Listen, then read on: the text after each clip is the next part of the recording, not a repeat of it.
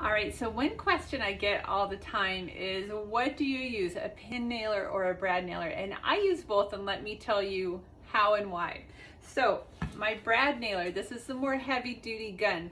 I will use it when I have thick materials, like I have cedar here, or if I'm framing pieces and I'm putting a thick 2-inch piece of wood on a frame, definitely will use the brad nailer.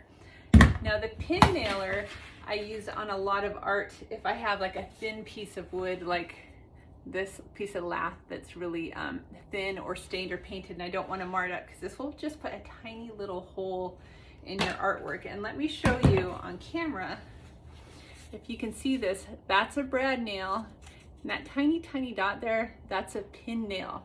So it's really helpful on art that doesn't, it's not too thick and you just want a simple adhesion until the wood glue does its magic.